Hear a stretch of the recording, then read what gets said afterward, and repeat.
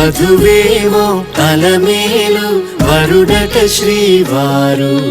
మనువాడి కలిసారు చెలిమి కలిమి ఒకరికొకరు ఈ జంటను దీవించగా దేవతలందరి నోట పలికెను చల్లని మాట శతమానం భవతి శతమానం భవతి శతమానం భవతి శతమానం భవతి